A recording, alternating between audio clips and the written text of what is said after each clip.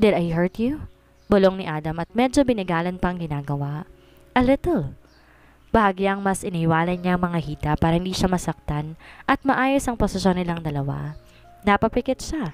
Ang init ng buong katawan ni Adam. Matigas din ang dibdib nitong nakabaon sa dibdib niya. Niyakap niyang binata at hinaplos ng masoy yung likod nito. God? Tanong ni Adam na maghiwalay ang kanilang mga labi. Tumango si Kyla. Buhaba ang labi ni Adam at hinalikan ang tenga nito. Napahigpit ang yakap niya kay Adam dahil sa kiliting nararamdaman, pero ayaw niyang tumigil dahil lalo lang nagpapasidhin ng nararamdaman niya ang ginagawa nito, lalong tila malanding pagkagat nito sa earlobe niya. Buwaba ang kamay ni Kyla tungo sa butt ni Adam. Ngayong nagdiniig sila, wala sigurong masama kung hahawakan niya lahat ng gustong hawakan. You're making me crazy, Kyla. Bulong ni Adam nang pasilin ni Kyla ang magkabilang butt niya. Umakyat ang kamay ni Kyla at napahawak sa braso ni Adam. Di naman niya ang matigas na muscles dito, lalo na nang bumilis ang paggalaw ni Adam. Bakit sa loob mo pinutok? Nauutal na tanong ng dalaga nang maramdaman ang mainit na katas ng asawa sa loob niya. Ayaw niyang mabuntis. Hindi ba siya handa? Don't worry, hindi ka mabubuntis. Paano hindi mabubuntis? Sa loob mo nga pinutok.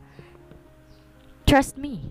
Di trust? Sabi naman ito Pagod ang katawan, nagmulat siya. Napatingin siya sa katawan sa ilalim ng kumot. Hindi nga panaginip ang nangyari kagabi. Napatingin siya sa ibabaw ng kama. Mag-isa na lamang siya. Siguro iniwan na siya ni Adam matapos ma-realize na pinatulan nito ang isang kagaya niya. Morning! Bati ni Adam nang lumabas mula sa shower room. Mukhang katatapos ng nitong maligo dahil basa pang buhok at tinutuyo ng towel. Alika na, breakfast na tayo? Kinuha niyang roba na nasa headboard ng kama at sinuot. Huwag ka na mahiya, nakita ko niyan kagabi. Nakangiting sabi ni Adam. Ang nangyari pala kagabi, hindi na tayo teenagers, Kyla. Arangan namang sabihin ko sa iyong pananagutan kita. Kitang-kita ang buong Iloilo City sa pwesto nila dahil itong pinakamantaas na hotel. Wala lang yon, Kyla. We're already married. Matagal na kitang pinanagutan. Nandyan na nga palang damit na isusuot mo pati undies. Napatingin si Kyla sa paper bag sa tabi ng TV. Tumayo si Kyla. Naupo sa harap ng binata at kumain ng breakfast. Nagkape rin para magising ang diwa. Huwag ka nang pumasok ngayon hanggang Sunday. Sa Monday ka na lang bumalik. I will be responsible with you this time. Babalik na lang ho ako bukas. Okay lang, sir. Matutulog na lang ulit siya mamaya pagdating sa bahay at maaga pa silang matutulog para bukas manumbalik ng resistensya niya. Kung okay lang sila na makita nilang love bites ko, sabi ni Adam kaya't kunot ang noo ni Kyla. Sorry, I was too aggressive last night. Pamanhin ni Adam dahil may dalawang marka sa leeg ng asawa. Ano? Don't worry, I'll be more careful next time. Sabi ni Adam kaya't napatingin si Kyla dito. Nag-asawa tayo. Okay lang gawin ulit natin yung mga bagay na ginagawa ng mag-asawa if we both agreed, right? Bago sa kanya lahat ng to kaya hindi niya alam ano ang sasabihin o gagawin. Hindi ko lang lubos maisip na nakadalawang lalaki na ako. Pag-amin ni Kyla at napailing. Nangako kasi siya sa sarili niya noon bago niya ibigay kay Nick na itong una't huling lalaki sa buhay at katawan niya pero eto ngayon, nakadalawang lalaki na siya. Hindi ka madumi. Pinakasalan kita at malinis ang tingin ko sa'yo kaya wag mong iisipin yan. Hindi rin naman ikaw ang unang babae sa buhay ko. Pero lalaki ka naman ho. Sa gwapo at yaman nito malamang ilang babae nang natikman at naging karelasyon. Hindi porket lalaki, normal nang maraming kinakama, Kyla. Kaya wag mong isiping normal lang na ang maraming babaeng nakatalik niya dahil lalaki siya. Di naman sa pagiging maarte. Pero banal pa rin ang tingin niya sa katawan niya at kung may babae man na makaulayaw niya dapat pasok sa standards niya. Bakit ka ba naman naghoho sa akin? Boss kita at mas matanda ka, sa akin na ilang taon. Asawa mo ako kaya pantay lang tayo. Nagsimula na namang magsalubong ang kilay ni Adam. Okay ho, asawa ko? Agad natama niya bago pa mag-alboroto sa ines si Adam. Good, asawa ko. Dagdag niya kaya kahit papaano'y gumaan ang pakiramdam ni Kyla. Uy, si Tito! Masayang sabi ni Nat habang karga ang anak. Say hello to Tito, pengeng pera. Hello, baby? Bati ni Adam na may dalang laruan ng pamangkin. Ang bata pa niya para maglaro niyan dala mo, sabi ni Nat. Para to kay Kai. Oh, oo nga pala, may anak ka na. Biro ni Nat pero napansin nagseryoso ang mukha ng kapatid kaya alam niya masama ang hanging nalalanghap nito. Malapit na mag-transform sa pagkatigre. Ate, bakit di mo sinabi na alam mo palang tungkol sa amin ni Kyla? Kakauwi lang ng assistant niya galing honeymoon at inamin nga nito sa kanya na alam ni Nat na kasal na siya. Di ka naman nagtatanong. Ate naman. Sorry na, huwag ka na mahiya. Okay lang naman sa akin eh. Actually, natuwa pa nga siya nang malamang si Kyla ang pinakasalan nito. Loyal si Marco kay Adam pero takot to sa kanya kaya umamin na magtanong siya. Nagtaka lang siya dahil nung tumawag siya di sinasagot ng kapatid kaya pinagalitan niya si Marcos. Sa takot umamin na ikinakasal si Adam kaya hindi nasasagot ang tawag. Hinayaan niya ang dalawa dahil nga sa naaawa siya sa sitwasyon ni Manong Ambo. Kahit di magsalita alam niyang stress ito dahil maagang nabuntis ang anak at di nakapagtapos ng pag-aaral. Napakabait kasi talaga ng ama ni Kyla. Ang lakas mo ring mang-asar no? Kaya pala sa kondo mo na pinatuloy si Kyla dahil alam mo palang kasal na kami? Siyempre, dapat tulungan ko yung sister-in-law ko eh. Agad na depensa ni Nat. Na malaman niyang umuwi ng Pinas si Kyla at dito na nga ang balak maniran sa Iloilo, agad niya inalok ng pagiging secretary kay Adam para makita pa rin ang dalawa. Sa pinag-aralan nito hanggang personal secretary lang kaya pa niyang may offer at di si Adam ang boss. Alam ba ni Mami? Hindi marunong ako magtago ng sekreto. Pero kung ako sa'yo, ipaalam mo na bago ka pa mahanapan ni Lola Cristina na mapapangasawa. Trust me, Adam. Ipapakasal ka talaga niya sa ibang babae. Sige ka. Masyado pang maaga. Bigyan mo nga kami ng time, isa pa. Inaayos pa ni Kyla ang tungkol kina Nick at Kai. Nasa isang company pa naman kaming apat. Mukhang ginagamit ang anak nila para lang makuha si Kyla. Really? Carry bells lang. Kasal naman kayo kaya wala na siyang magagawa pa. Ewan, bahala na. Ngayon ka lang yata nawala ng plano In love ka na ba? Tukso niya. Ayokong pag-usapan. Gusto lang kitang bisitahin, okay? Fine, actually, buhay mo yan. Kaya wala akong karapatang manghimasok sa personal decisions ninyo. Basta ako, tumulong lang na magmalapit kayo or para bigyan nyo ng chance ang kasal ninyo. Honest na sagot niya. Kung anumang desisyon at pinagawa ni Adam, nirerespeto niya at hindi siya nang himasok dahil sobra-sobra na ang pagsasakripisyo nito para sa pamilya. Pero kagaya ng lola niya, gusto rin niyang magkaroon ng love life si Adam. Siyempre, sayang din ang kagapuhan nito. Thanks ate, hayaan mo. Hihingi ako ng tulong sakaling kakailanganin ko. As of now, kaya ko pa naman. Sure, ate is always here for you ha? Maliban sa company dahil ipapasa kita kay Ethan. Gosh, hindi ko kaya mag-handle ng problema kapag kumpanyang pag-uusapan. I'm sorry pero pass talaga ako dyan. Honest na sagot niya. Kahit single mother si Kyla, gusto pa rin niya to para sa kapatid. Di nito kasalanang nagmahal at nagtiwala pero sa kabila ng lahat niloko pa. Sige ho ate, aalis na muna ako. Babalik na ako sa kumpanya. Paalam niya. Sige, ingat ka. Lumabas siya ng bahay at sumakay sa sasakyan. Si Marco ang nagmaneho pabalik sa opisina. Sir, may papagawa ka pa ba? Umuwi ka na muna, magpahinga ka na. Pero hindi pa tapos ang... Nandyan si Kyla, kaya okay lang, umuwi ka na. Sige ho. Nakangiting pagpayag ni Marco, napasaliyap sa boss na hawak ang malaking manika. Mukhang ayaw siya nitong pabalikin para lagi nitong makasamang asawa. Nang dumating sa company, iniwan ni Adam ang regalo kay Kai sa kotse, mag-isang pumasok sa company's building. Nang lumabas sa VIP elevator, nakita rin niyang lumabas si Kyla sa opisina ni Nick. Good afternoon. Magalang na bati ni Kyla. To my office. Wika ni Adam kaya't sa halip na bumalik sa pwesto, sumunod siya sa boss na kakarating lang. Sir, may kailangan ho ba kayo? Ginagawa mo sa opisina ng ex mo. Kinausap lang niya ako. Hindi tungkol sa company, of course. Siguradong sabi ni Adam sa lubong kilay. Tungkol kay Kai. Obvious naman, may iba pa ba siyang dahilan para makita ka? Bakit pa ganyan ka? Galit ka ba? Tanong niya nang di na makatiis. Di naman. Sana kung may pag-uusapan kayo tungkol sa anak niyo, wag sa duty hours. Break time ko pa naman. Di pa tapos ang lunch break ko? Depensa ni Kyla. Okay, fine. Pakikuha na lang ako ng kape. Utos ni Adam para kumalma dahil mukhang makikipagtalo si Kyla sa kanya dahil lang kay Nick. Mukhang nabilog na naman itong ulo ng asawa niya. Saan ka pupunta? Tanong ni Sam. Kukuha ng kape ni Sir Adam. Uy, pabili rin ng kape. Sa pakiusap ni Sam. Ako rin. sabi ni Faye dahil busy ang boss niya. Okay, kayo, Dayan? Wag na, later na lang. Uy, kumusta naman pag-uusap niyo ni Sir Nick? Ay! Wala, tungkol lang sa anak namin. Sige na, aalis na ako. Hi, ganda. Bati ng lalaking nasa likuran niya kaya ngumiti siya rito. Hello. Namumukhaan niya to dahil minsan niya nakasabayan sa elevator pero hindi niya kilala. Edwin pala, pagpapakilala nito. Ikaw ang girlfriend ni Sir Nick, right? Ha? Hindi ah? Ay, iba ba yun? Di ba may anak na kayo? Ngumiti siya pero hindi kinonfirm. Mahirap din magsalita, lalo na't alam ng lahat na sina Nick at Rhea ang magkarelasyon. Ma'am, ito na po ang kape. Sabi nung nasa counter kaya't binigay niya ang card para sa libreng kape. Sa mga boss ka pala nagtatrabaho. Yes po, salamat ate ha. Pasalamat niya at binitbit ang kape. Kayla, tulungan na kita. Sabi ni Nick sabay kuha ng dalawang dala niya. Wag na, kaya naman niya eh. Sabat ni Rhea at binigkas sa mga kamay sa braso ni Nick. Right, Manang? Oo, akin na yan. Kayla, matapon.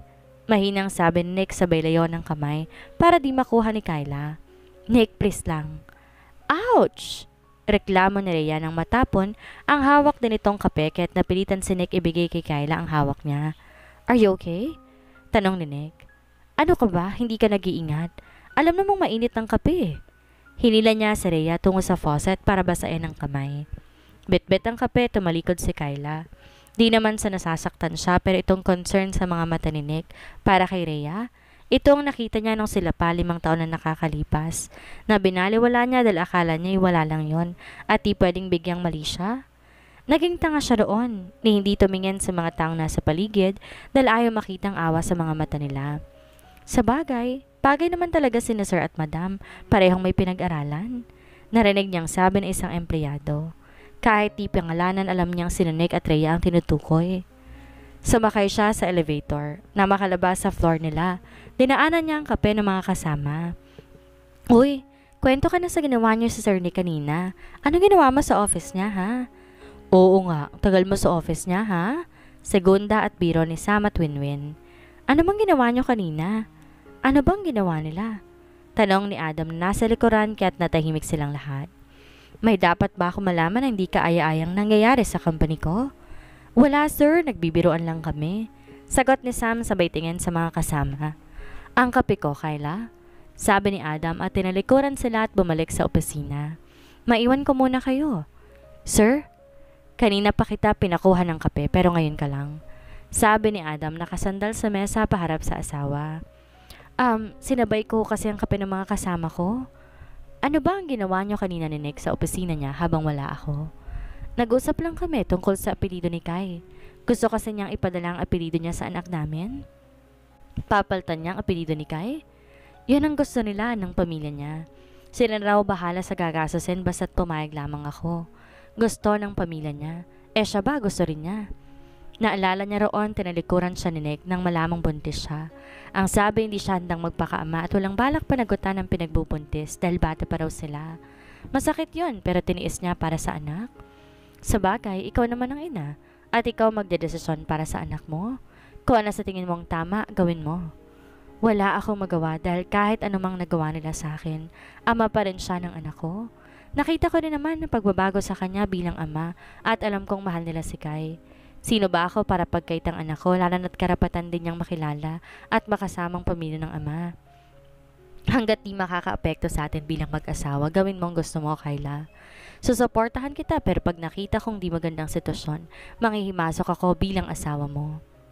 Salamat.